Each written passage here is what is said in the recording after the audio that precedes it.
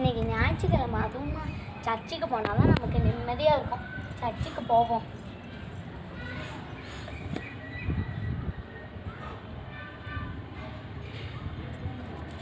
அப்பா சர்ச்சுக்கு வந்தோடனே தான் நிம்மதியாக இருக்குது. படுத்து தூங்குவோம். ஏசப்பா எனக்கு படுத்து தூங்குவோம். ஏசப்பா. ஜெர்லின், ஜெர்லின், யார் அது? நீ இடைவிடாமல் ஆராதிக்கிற ஏசப்பா தான் நான். சொல்லுங்க ஏசப்பா.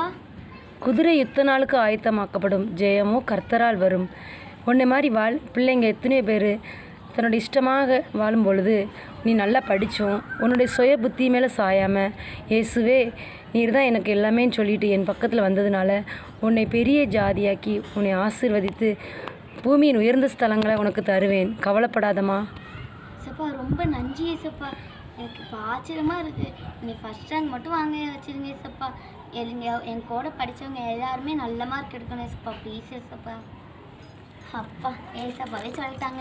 நம்ம பிறகு என்ன எக்ஸாம் போய் எழுதுவோம். ஜாலியாக இருக்கு.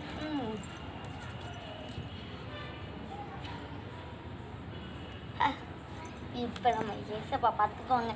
நம்ம படிச்சுட்டோம், ஆனாலும் நம்மளுக்கு மறந்துச்சுன்னா ஏசப்பா சொல்லி தந்துடுங்க. சரி. யார் அது? ஹலோ ஏஞ்சான்னு சொல்றீ? ஹாய் ஜெர்லின். என்ன? கங்க்ராச்சுலேஷன் டி. எதுக்குடி? நீ தான் ஃபஸ்ட் கிளாஸில் பாஸ் பண்ணியிருக்க. அப்படியாடி? எனக்கு நம்பவே முடியல. நீ ஏன் ஏசப்பாட்ட ஜபம் பண்ணுறீ? என்கிட்ட ஏசப்பா பேசினாங்க தெரியுமா? அப்படியா? சொல்லவே இல்லை.